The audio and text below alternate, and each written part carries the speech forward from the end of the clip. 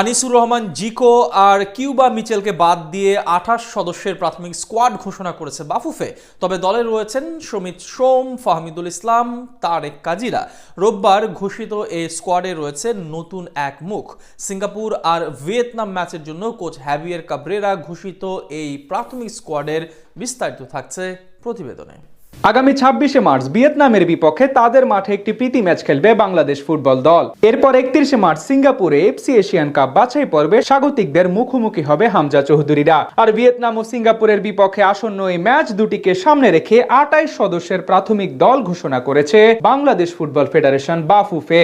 রোববার ঘোষিত এই স্কোয়াডে একমাত্র নতুন মুখ হিসেবে দলে জায়গা পেয়েছেন ব্রাদার্স ইউনিয়নের ২৩ বছর বয়সী গোলরক্ষক ইসহাক আকন্দ। গত বছরের নভেম্বরে ভারতের বিপক্ষে ম্যাচের জন্য ঘোষিত দলে থাকা ৫ ফুটবলারকে এবার ক্যাম্প থেকে বাদ দিয়েছেন কোচ হাভিয়ের কাব্রেরা। নিষেধাজ্ঞার কারণে উইঙ্গার রাকিবুল হাসান ও ডিফেন্ডার তপু বর্মন দলে নেই। এছাড়া ইংল্যান্ড প্রবাসী ফরওয়ার্ড কিউবা মিচেল ও ডিফেন্ডার তাজউদ্দিনও স্কোয়াডে জায়গা পাননি। লেস্টার সিটির মিডফিল্ডার হামজা চৌধুরীকে প্রাথমিক ক্যাম্পে রাখা না হলেও ২২ মার্চ তিনি ভিয়েতনামে দলের সঙ্গে যোগ দিতে পারেন বলে আশা করা হচ্ছে। আর ইনজুরি কাটিয়ে দলে ফিরেছেন ডিফেন্ডার বিশ্বনাথ ঘোষ, মঞ্জুরুর রহমান মানিক ও ইসা ফয়সাল। তরুণ স্ট্রাইকার মিরাজুল ইসলাম, অভিজ্ঞ রফিকুল ইসলাম ও সুমন রেজাও দলে ফিরছেন। ভারতের বিপক্ষে নিষেধাজ্ঞার কারণে না থাকা ফাহমিদুল ইসলামও রয়েছেন এবারের প্রাথমিক স্কোয়াডে। ক্যাম্পে যোগ দিতে খেলোয়াড়দের আগামী সোমবার ঢাকার একটি হোটেলে রিপোর্ট করতে বলা হয়েছে। রোববার বাফুফে কর্তৃক ঘোষিত ২৮ সদস্যের এই স্কোয়াডটি মূলত তারুণ্য অভিজ্ঞতার এক ভারসাম্যপূর্ণ সমন্বয়ে গঠিত হয়েছে, যেখানে প্রতিটি বিভাগের খেলোয়াড়দের সুনির্দিষ্ট রয়েছে কৌশলগত দায়িত্ব। গোলরক্ষক হিসেবে মিতুল মার্মা বর্তমান কোচ কাবরেরার ১ নাম্বার পছন্দ হলেও সুজন হোসেন বা মেহেদী হাসানদের উপস্থিতি গোলপোস্টের নিচে সুস্থ প্রতিযোগিতা বজায় রাখবে বলে আশাবাদী সংশ্লিষ্টরা। আর রক্ষণভাগে তারেক কাজী ও বিশ্বনাথ ঘোষের উপর থাকবে প্রতিপক্ষের আক্রমণ ভাগের ফুটবলারদের সামলানোর মূল দায়িত্ব। বিশেষ করে ভিয়েতনামের মতো গতিশীল দলের বিপক্ষে তাদের ট্যাকেল এবং পজিশনিং হবে রক্ষণের মূল ভিত্তি।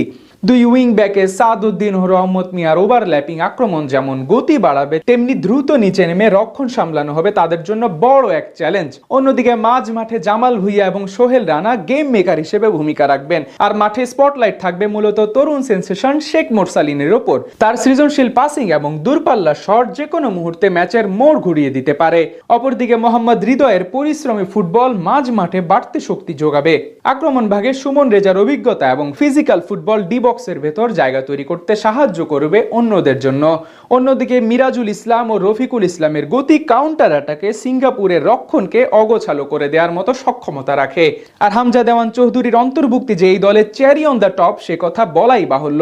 ডিফেন্সিভ মিডফিল্ডার হিসেবে রক্ষণ ভাগ ও মাঝ মাঠের মধ্যে তার সমন্বয় সাধন দেশের ফুটবলে এক অবিশ্বাস্য মাত্রা যোগ করেছে।